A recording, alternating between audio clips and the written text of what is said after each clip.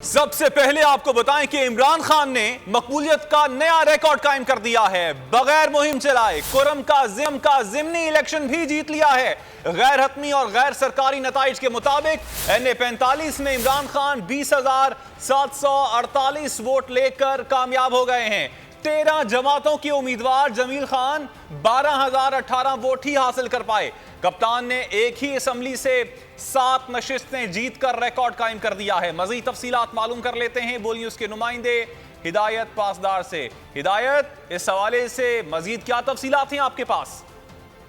जी बिल्कुल, जिस तरह के आपने बताया कि वाकई तौर पर ये एक रिकॉर्ड बनाने वाली बात है और लोगों ने, इस हल्के के लोगों ने बिलखुसूस, अगर इस हल्के में आप आकर देख ले, एक ऐसे इलाके है जहाँ पे अभी तक सड़कें भी मुकम्मल नहीं है, जहाँ पे आज तक यहाँ पे कोई ग्रिड स्टेशन नहीं है, कोई अस्पताल नहीं है, कोई इस तरह मौसलाती निज़ाम नहीं है, कोई मोबाइल सिग्नल नहीं आते। उसके बावजूद भी उस इलाके के खुसूसन सेंट्रल कुरम की भी और लोअर कुरम की भी उन इलाकों ने इमरान खान साहब को वोट दिए और उनको एक तारीखी फतह दिए और उनके बयानी के साथ मेरे ख्याल में लबैक कहा गया है और ये बिल्कुल एक नई बात है।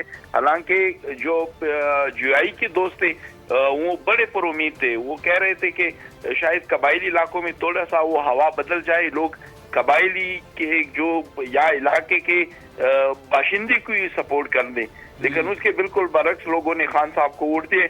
उनका दौरा भी 27 अक्टूबर को बिल्कुल कंफर्म था, लेकिन बाद में मेरे ख्याल में अरशद शरीफ साहब की शहादत के वजह से और उनके लॉन्ग मार्च की वजह से उनको मनसूख करना पड़ा। ठीक हिदायत, आपने अपडेट किया इस हवाले से, आपका शुक्रिया।